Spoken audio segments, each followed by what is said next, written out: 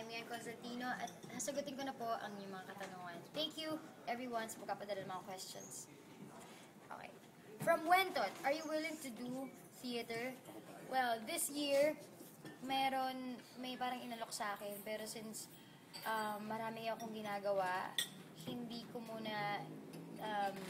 muna ako nag-yes, pero may passion na siya sa heart ko na gumawa or mag-act sa teatro. Kasi nanonood din ako sa PETA kasama ko yung handler ko si Caris, and natutuwa ako sa mga uma-acting. So, maybe, one day. From Maridel Terrado, what is your New Year's resolution? Wala akong New Year's resolution. Pero meron akong bagong linya for myself na gusto ko na sundin. Well, yun. Let my yes be yes and my no be no. I am a woman of my word and I love the covenant.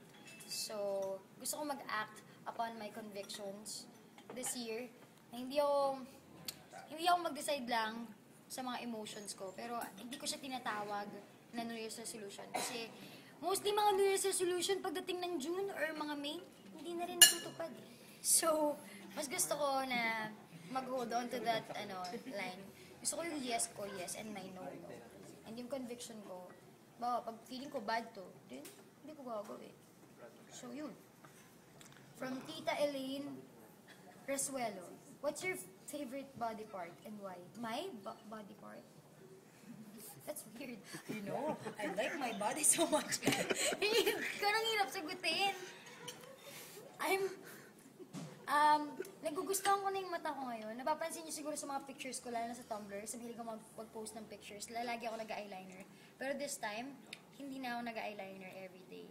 Kasi gusto ko na i-love yung totoong shape ng eyes ko. Kasi sabi ng friend ko, maganda lang yung mata ko. Pero nanggaling pa rin sa kanya, hindi pa rin sa akin. Pero minsan siguro ganun tayo, kailangan natin marinig pa rin sa ibang tao. Kasi hindi natin nakikita kung paano tayo nakikita. So yun, siguro mata ngayon. Mata.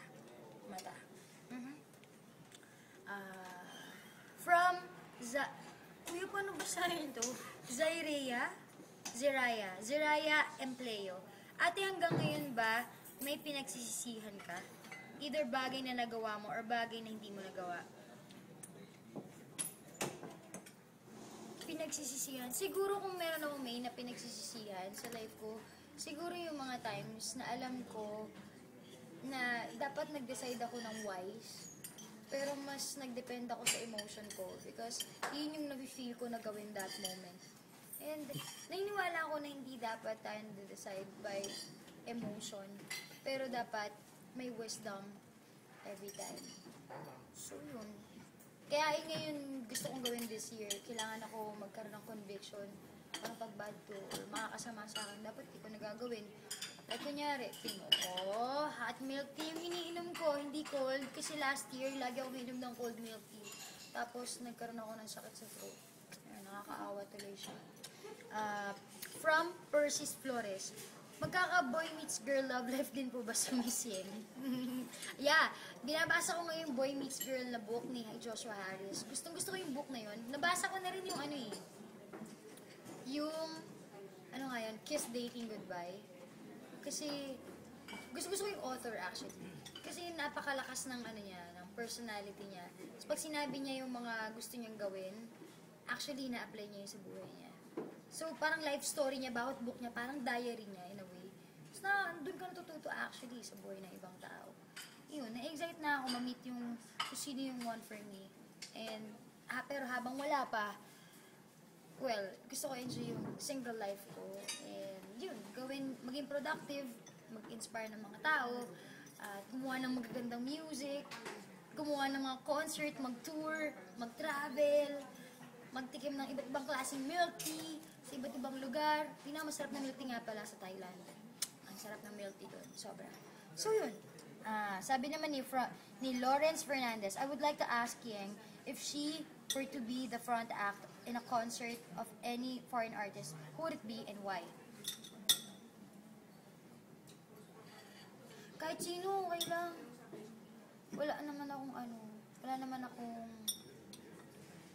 akong parang, ay gusto ko mag-front act ako ni ganito, ganyan.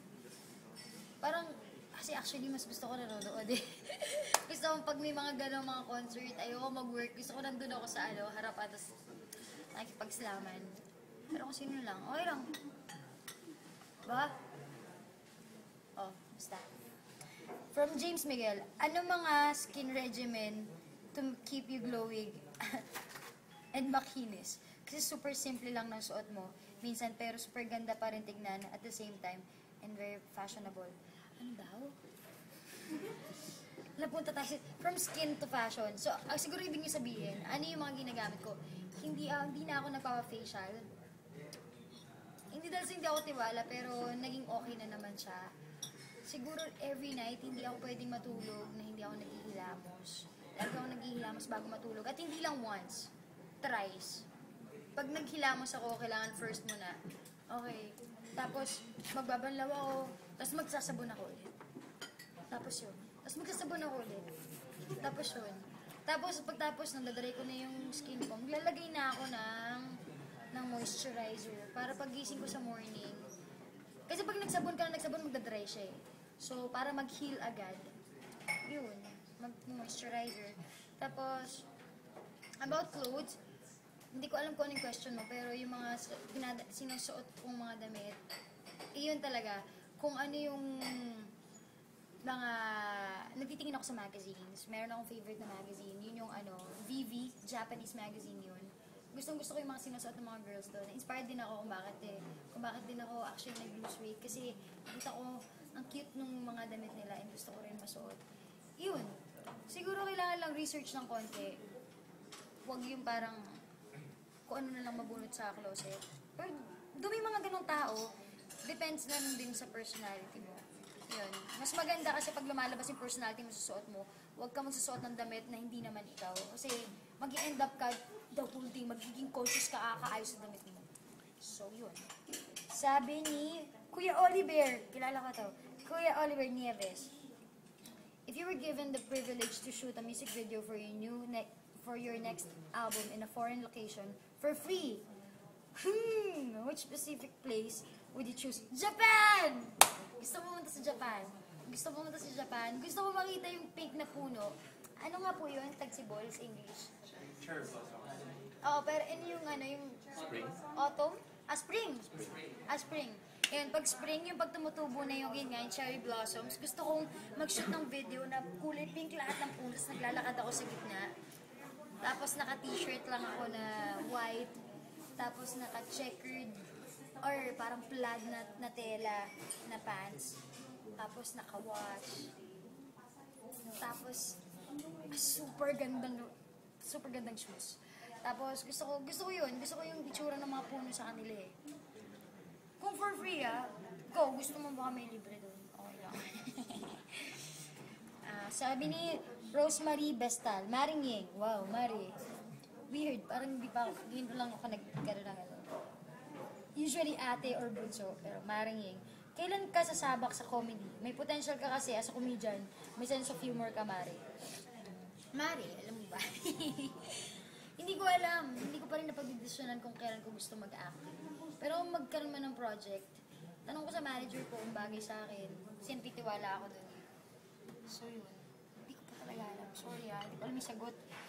From Mayet Ramos. Mayet, presidente ng FFT. Are you ready to invade the acting industry this 2012? If not, then when? If not yet, then when? Sabi ko kanina, hindi ko pa alam. Siguro dami-dami ko lang talagang balak pa sa singing career ko. Like, gusto kong maglabas ng album na title Tahimik. Kasi parang napansin ko lahat ng albums ko from first to fourth, lahat full band. And parang gusto kong gumawa ng isang album na medyo tahimik. Dami ko pang iniisip. Gusto ko rin maglabas ng isang album na parang medyo techno. Kasi hindi ko pa nagagawa yun. Gusto kong maglabas ng album sa Asia. Hindi ko alam kung paano ko isisingit dun sa pangarap ko. Tsaka hindi siya parte ng pangarap ko. Pero kung dumating, grateful ako. Alam mo yung parang hindi siya nandun sa top 10 list. Yun. Sabi naman ni Rachel Ramirez, does Yang have any bedtime rituals? Anong isip yung bedtime rituals? Bago matulog. Yung mga ginagawa, bukod sa paghilamos. nagbabasa ako ng Bible every night. Tsaka pagkagising. Yun lagi. Hindi ko minimintes. Nagde-decide ako na gawin yun. Nang gawin. Kasi ang pangit, kung healthy ka outside and then spiritually weak ka naman. Ayoko maging malnourished yung spirit ko. So, lagi ako nagbabasa. Tapos nagtitake note ako sa Zebra notebook ko ng mga bago kong revelations. Sina-apply ko agad sa buhay ko. Like, forgiveness. Tapos may person ako sobrang isa ko. Tapos nabasa ko kay, diba sabi sa Bible, forgive as the Lord forgives. Hirap nun, pero kailangan mo mag-obey. So, mag-obey ako. Ganon. Ano pa ba? Ayun, minsan, hindi naman ritual, pero madalas, bago ako matulog, nagbablog ako. Ng anything lang. Yun, sa mga hindi pa nakakalam dyan, meron akong Tumblr, yenconstantino.tumblr.com. Yun. Miss Gina, from Gina Sobrevega? Gina Sobrevega. Yeah. Gina Sobrevega. Is Yang has any plans of going to college and when? Gusto ko na mag-college, pero gusto ko maging normal na estudyante. Kaya parang dadalawang isip ako mag-homeschool. Kasi gusto kong pumasok sa school, gusto kong may kaklase talaga ako. Tapos magkakaroon ako ng social life. As ang hirap pa sa schedule ko ngayon, kaya yung nag-iisipan ko. Pero homeschool is good. Kasi at least makaka-adjust din sa schedule ko. Actually, 2 years ko nang pinag-desisyonan, pero hindi ko lang ginagawa. Thank you for reminding me. Ayan. Sabi ni Jen Tumanda, if you didn't win in PDA and have given up your career in singing altogether, what do you think will you be doing right now? Isa ako, mass communication student, or baka graduate na ako. Gusto ko maging journalist. Gusto ko magsulat. Gusto ko magsulat tungkol sa mga kababaihan. Dati parang feminista kasi ako. Pero buti na lang na wala na yung ganong mindset. Pero till now, gusto ko pa rin, i-encourage yung mga babae na marami tayong kayang gawin. Iyon. Kasi equal naman tayo sa men. Pero hindi lang natin dapat sila parang iniitsapwera, tapos parang binubosi-bosi yan. Pero yun, gusto ko magsulat. Parang pag-empower ng mga kababaihan. So siguro nga, baka isa akong, manunulat. O pwedeng may book na ako ngayon. Pwedeng sumulat pala ako ng book. O baka, pwede rin nasa ibang bansa ako. Tapos, baka nakatira ako, baka missionary ako. Yun. From Chris Brian Bizarra, what traits do you look for in a guy? Sarap sagutin ng mga katanungan na to. Gusto ko yung lalaki na marunong mag-lead. Ayoko nung lalaki na parang complacent. Dapat, parang gusto ko yung lalaki na marunong mag-lead. Tapos alam niya yung gusto niya. Tapos marami siyang pangarap sa buhay.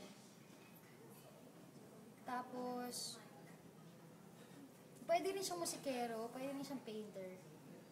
Kasi gusto ko ng musikero para meron kaming, tawag dito, common denominator. Pero kung hindi, okay na artist siya. Sculptor, ganyan. Anything. Parang naiintindihan niya kung ano yung gustong-gusto ko. Yung ginagawa ko. So, yun. Tsaka syempre, dapat mahal niya si God. Kasi pag alam niya mahalin si God, alam niya paano niya ako mamahalin. Tapos, sabi ni Kelly Pad Biasong, Ate Yeng, how's your relationship with God? Good. Actually, nag-start nga ako ng year, nag-fast ako. Kasi gusto ko start yung year ng right, seeking God and yung will niya for my life this year. And submitting to His will. So, okay ako. From Jong Medina, Hi Miss Yeng, how's your love life? Love life. I love everybody. That's all I can say. And wala namang magpipila sa akin sa pagmamahal ng mga tao sa paligid ko. Hindi lang naman ang pag-ibig para sa boyfriend, di ba? So, yun. Thank you sa mga questions niyo and next time ulit. Thank you rin sa laging pagpunta nyo dito sa Orange Magazine TV. Yan, support nyo lang sila palagi. Adios!